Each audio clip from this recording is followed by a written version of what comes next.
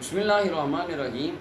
حضرت سیدنا امام حمام، امام تشنہ کام، امام علی مقام سیدنا امام حسین علیہ الصلوۃ والسلام رضی اللہ عنہ وارضہ آپ کے عظمت و شان کے سلسلہ سے ایک اعتراض چند دن پہلے میرے سامنے آیا کہ وہ علمی کتابی دوست وہ کہنے لگا کہ امام حسین رضی اللہ تعالیٰ کا جو سنی کہتے ہیں نا، یہ شیعہ کہتے ہیں کہ ان کا سر کربلا میں نیزے پہ قرآن پڑھتا تھا، کہتا ہے یہ تو جھوٹی بات ہے، یہ تو لکھا ہی کہیں نہیں۔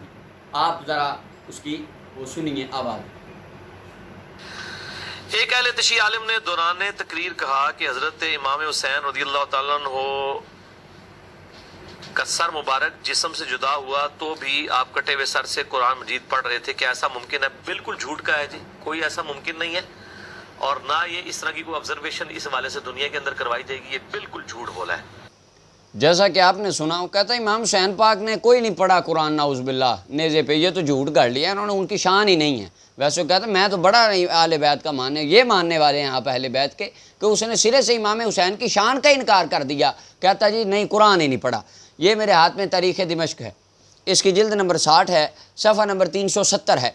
عمر بن منہال بن عمر روایت کرتے ہیں، کہتے ہیں انا واللہ رأیت راس الحسین، میں نے اللہ کی قسم امام حسین رضی اللہ تعالیٰ عنہ کے سر کو دیکھا، ہین حملا، جب ان کو نیزے پر سر مبارک کو لٹکایا گیا تھا، آپ کے میں نے سر کی زیارت کی، وبین یدی راس رجل یقرأ سورۃ الکہف، آپ کے سامنے ایک بندہ تھا، وہ سورہ کہف کی تلاوت کر رہا تھا۔ جب اس نے یہ آیات بینات پڑھی، ہم حسبت ان اصحاب الکہف والرقیم کانوا من آیاتنا عجبا، کہ اصحاب کہف کا واقعہ کتنا عجیب ہے، اس وقت امام علی مقام کے سر مبارک سے یہ آواز آئی، اعجب من اصحاب الکہف قتلی وحملی، میرا نیزے پر چڑھ جانا اصحاب کہف سے قصے سے بھی زیادہ عجیب تر معاملہ ہے۔ یہ امام علی مقام کے سر اقدس سے آواز آئی، وہ کہتا ہے نہیں جی انہوں نے تو کلام ہی کوئی نہیں کیا، وہ بولے ہی نہیں، اور اسی بات کو امام جلال الدین سیوطی رحمۃ اللہ خصائص الکبریٰ میں لکھتے ہیں۔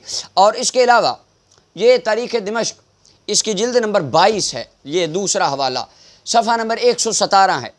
اس کے اندر حدثنا سلمۃ بن کہیل، سلمہ بن کہیل کہتے ہیں رأیت رأس الحسین ابن علی، میں نے امام علی مقام کے سر اقدس کو دیکھا جب ان کے سر اقدس کو نیزے پر لٹکایا گیا تھا، وَهُوَ یقول، امام علی مقام کے لبوں سے یہ قرآن کی تلاوت جاری تھی، فَسَيَكْفِيكَهُمُ اللَّهُ وَهُوَ السَّمِيعُ الْعَلِيمُ، سورہ بقرہ کی آیت نمبر 137 امام علی مقام کے لبوں پر جاری تھی۔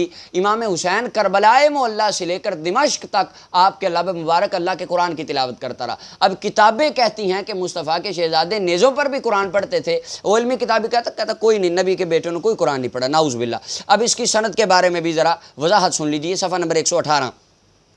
فضل بن جعفر کہتے ہیں میں نے ابو الحسن اسقلانی کو کہا انک سمعتہ من علی، کیا آپ نے یہ روایت، یہ پیچھے پوری اس کی سند بیان کی، اور آگے وہ جو جتنے راوی ہیں وہ کہتے ہیں میں نے پوچھا علی بن ہارون سے کہ آپ نے یہ روایت علی بن ہارون سے سنی ہے؟ انہوں نے کہا واللہ انی سمعتہ منہ، اللہ کی قسم میں نے یہ بات ان سے سنی ہے۔ اور پھر کہتے ہیں میں نے فضل بن جعفر کو کہا کہ آپ نے ابو الحسن اسقلانی سے یہ سنی ہے؟ تو وہ کہنے لگے واللہ انی سمعت، اللہ کی قسم میں نے سنی ہے۔ اور عبدالعزیز کہنے لگے میں نے آگے تمام کو کہا، تمام اور اسد کو کہا کیا تم دونوں نے یہ سنی ہے فضل بن جعفر سے؟ قالا واللہ اننا لسمعنا منہ، وہ دونوں کہنے لگے اللہ کی قسم ہم نے سنی ہے۔ اور ابو الحسن بن علی کہتے ہیں میں نے عبدالعزیز سے پوچھا کہ آپ نے تمام بن اور اسد سے سنی ہے؟ انہوں نے کہا جی انی سمعت منہما، اللہ کی قسم ہم نے سنی ہے۔ اور اس کے بعد کہتے ہیں ہم نے عبدالعزیز سے پوچھا، انہوں نے کہا اللہ کی قسم ہم نے سنی ہے۔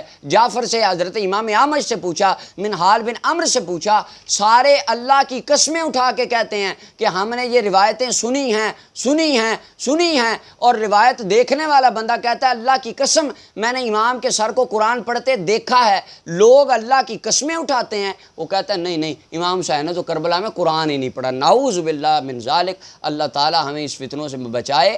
آقا کریم علیہ السلام نے فرمایا تھا قرب قیامت لوگ ایسی ایسی باتیں کریں گے جو نہ تم نے سنی ہو، ما لم تسمعوا انتم ولا آباؤکم، فرمایا تم نے بھی نہیں سنی ہوں گی، تمہارے آباء و اجداد نے بھی نہیں سنی ہوں گی، فَإِيَّاكُمْ وَإِيَّاهُمْ، فرمایا ان سے بچ کے رہنا، اپنے آپ کو اپنے ایمان کو ان سے بچا کے رکھنا، وہ تمہیں گمراہ کر دیں گے، فتنوں میں ڈال دیں گے۔ اللہ تعالی ہمیں ان فتنوں سے محفوظ رہنے کی توفیق عطا فرمائے۔